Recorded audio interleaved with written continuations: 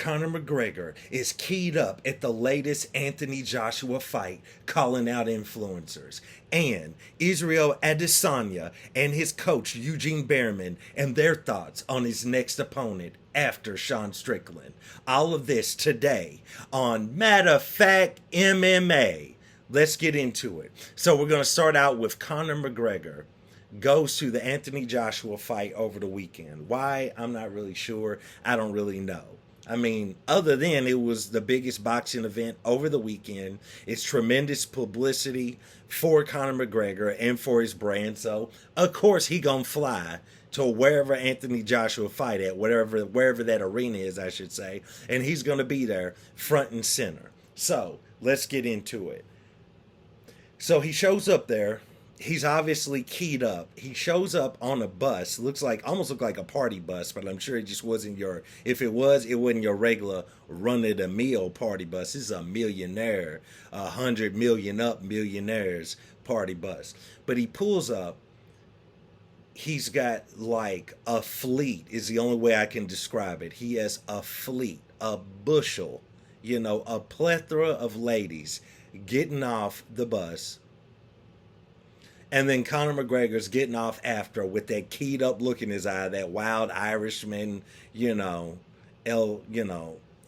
Snow look. He gets a, he's ready. You know what I'm saying? Now, he didn't really look just like that, but he had a look in his eye. He had a little gleam. He had a little twinkle in his eye, if you know what I'm talking about. Nevertheless, he shows up at this at Anthony Joshua's fight, which shout out to Anthony Joshua, wins by knockout.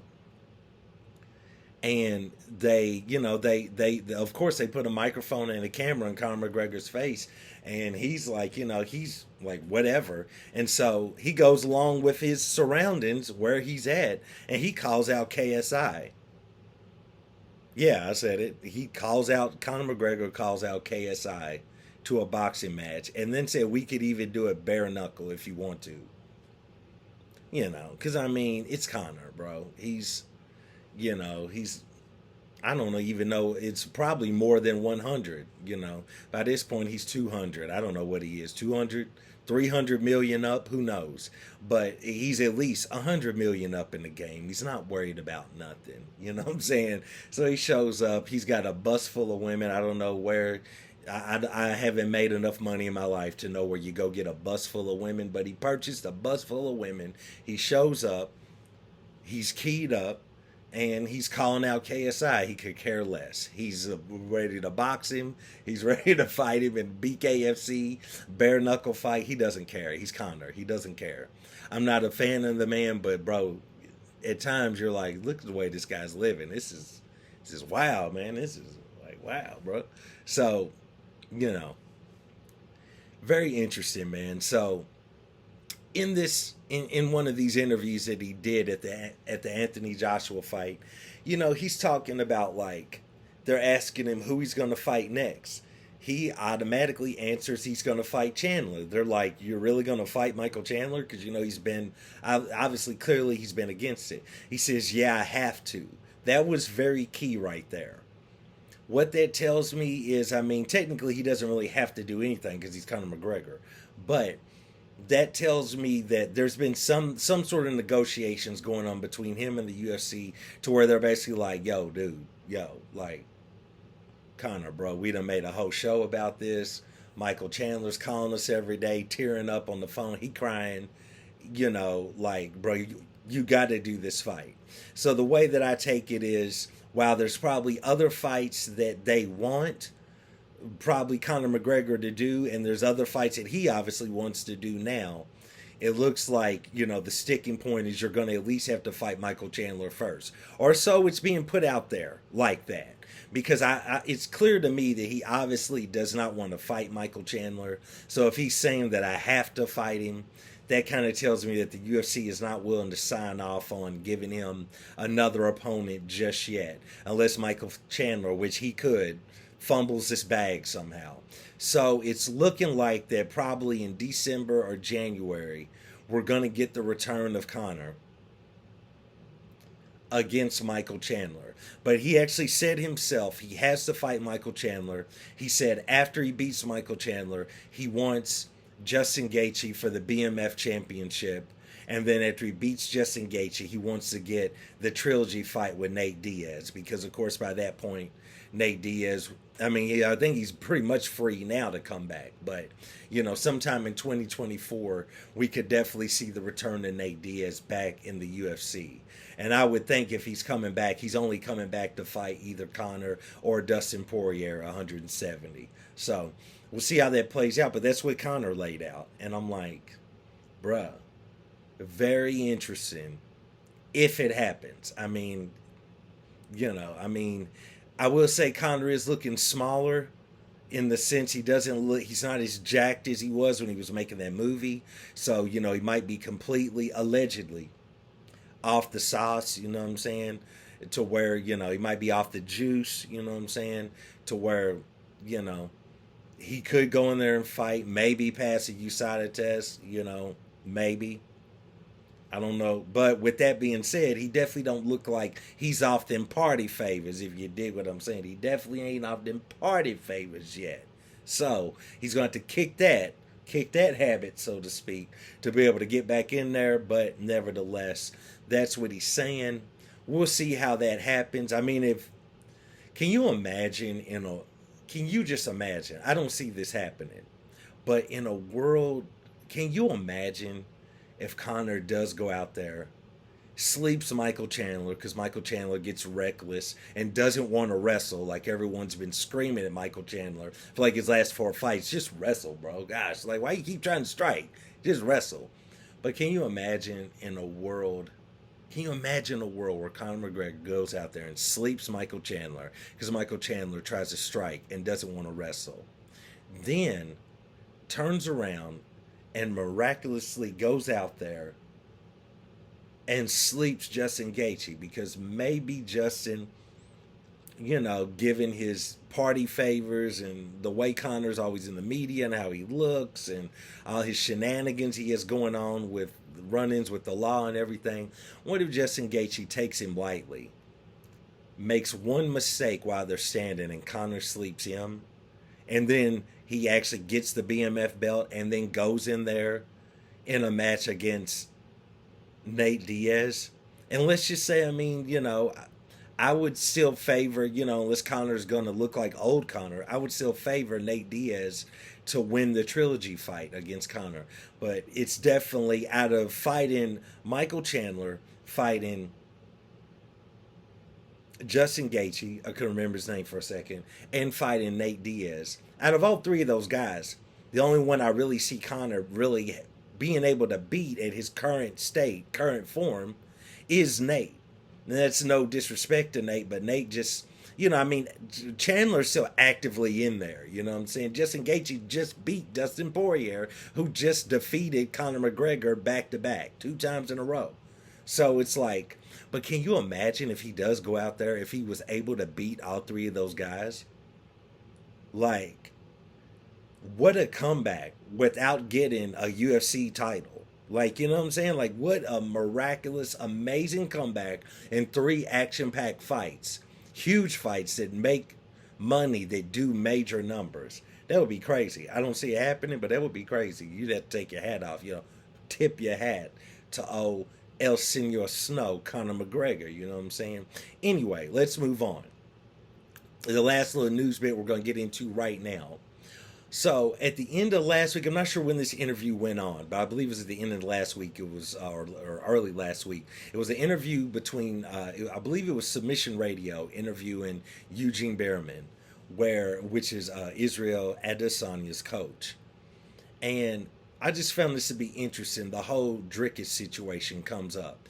As they're talking to Eugene, he's kind of, they're kind of asking him all these different questions, and they bring up Dricus du Plessis. They bring up the fact that he had to pull out of that fight. And what was interesting to me, and I don't know if this would have happened back in the day, bro. I feel like, I don't know. Okay. I just have a feeling that the City Kickboxing Group, I feel like that that whole team is just like, I really feel like that. I don't know what it is, but there's a change in that team. I don't feel like they've gone Hollywood or something like that, but there's a change in that team because they do things now. They talk in a way now that I don't feel like they would have like 3 or 4 years ago. But nevertheless, Eugene Behrman's on there talking about, because Dricus had to pull out of this fight because of his injured foot, he now loses his shot against Izzy for the championship, for the middleweight championship. Not so fast, Eugene. Like, okay, let's get into this real quick. So, okay, granted, no one saw this happen and no one saw this coming. Dricus du Plessis goes out there and defeats Robert Whitaker. Nobody saw that coming. Nobody saw that happening. Maybe not even certain people on Dricus' team. They might not even believe. They might be like, "Ooh, do your thing, Dricus. Man, I hope it goes well for you." But nevertheless, let's get down to it. The man beat Robert Whitaker. He finished him. He didn't win by decision. He finished Robert the Reaper Whitaker, Bobby Knuckles. Something that Israel Adesanya did in their first fight, but could not do in the second fight.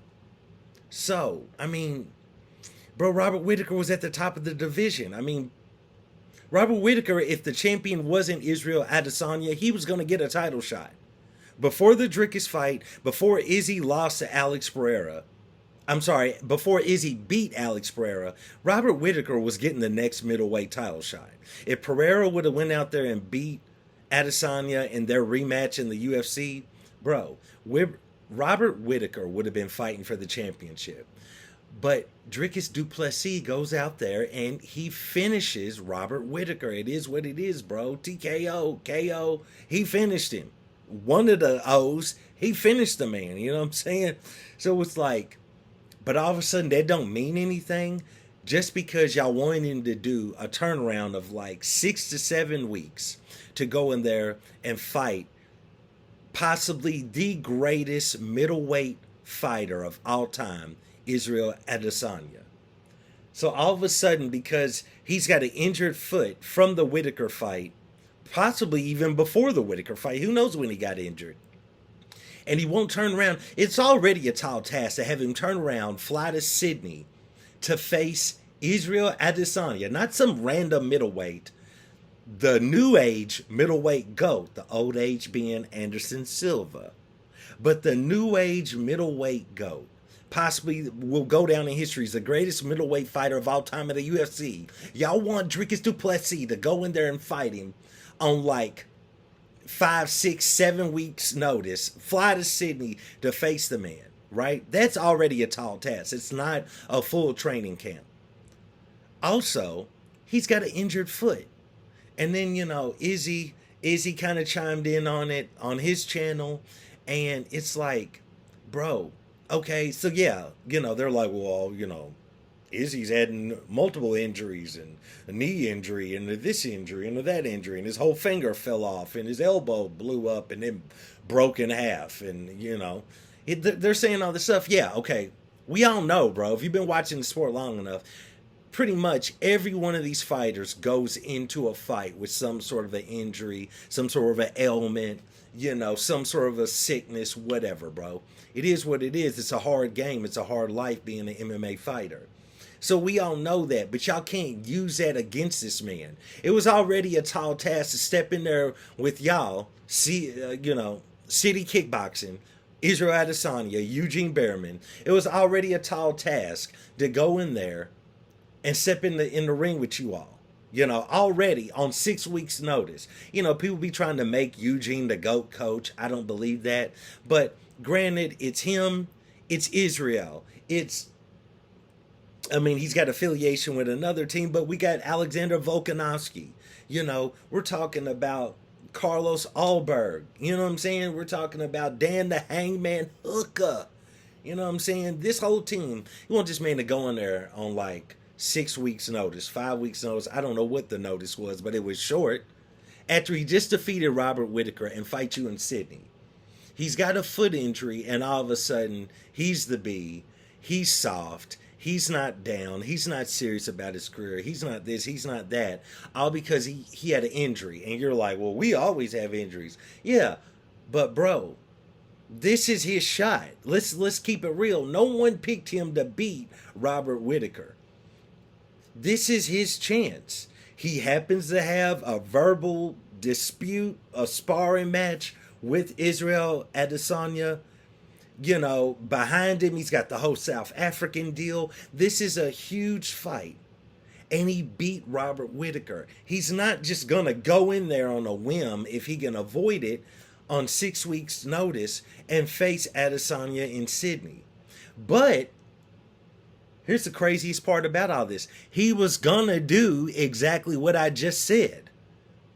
But the foot injury, it's not small enough to clear the man to go in and fight the fight. It's not a small enough injury for him to be able to push through and go through and fight the fight. But he was going to. It was so clear. It wasn't like day 2. He was like, oh, I got to go meet up with my doctors. And if they say everything's all right, then I'm fighting Izzy. No, he was ready for the fight. He was ready to go to Sydney. He was ready to fight. It just, the foot injury, he couldn't push through it. And I would assume it probably wasn't necessarily cleared. Now, I'm sure he could have hit it, so on and so forth. But, bro, it's a trash take by Eugene Behrman. And Israel Adesanya, I don't care if he is the champ, he should be ashamed of himself. Because we all know, bro, we all kind of have a good idea of how that Izzy fight is going to play out with Dricus. So it's like, the real thing is like, bro, why are you scared? Why are you scared to wait however many months it's going to take for the man to heal up, then go out there and do work? You know what I'm saying? You know what I mean? Like, it's like, if he's such light work for you, he's such easy work, why do you got to get built up again to go fight the man? You know what I'm saying? Why not just, yeah, you can take a few shots and be like, yeah, he wasn't ready for the fight. Ha ha. He's soft. He's a B. He's this. He's that. Whatever the case is. And then you just keep it moving. Go out there, beat Sean Strickland, and wait out your time till dude's ready. Or if you want to fight somebody else in the meantime, Jared Cantony or whoever, go ahead and do it. But, you know, then after that, just chill, bro. Wait till Dricus is ready. Hype up that fight. Go out there. Demolish the man like what a lot of people feel like you're going to do. And do your thing. Like, why has it got to be all this and now you don't want to give him the fight? Because he pulled out of it because he was injured. I mean, it's crazy. That is crazy, bro.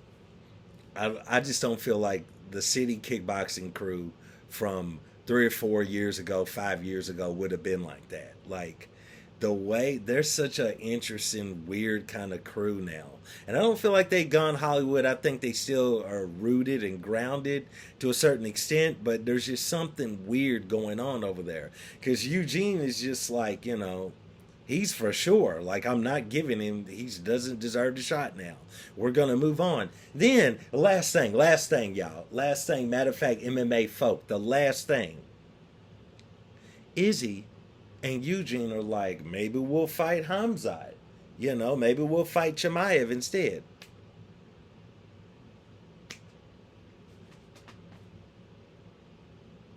I mean, granted, you got some balls on you. Granted, you know, shout out to both of you. Y'all got some balls on you. You want to fight Hamzat Chimaev over Dricus du Plessis? What's the testing like over there in Sydney? You know what I'm saying? What's the testing like in New Zealand? Like, you know, did y'all test off the charts when y'all was in school? Are you smart or something else going on with you? Because that just ain't a bright decision. We're gonna jump from Dricus to Hamzat. And I mean, granted, you know, like I was saying, you know, you gotta give it to him. Brave, bold, both of them, the coach and Izzy. But we'll see how it plays out. That's just a little bit of the news going on. Your boy just wanted to kind of touch on. But, you know, we'll see how it all goes down. I appreciate you guys for joining me for another episode of Matter of Fact MMA. And I'll check you next time. Peace.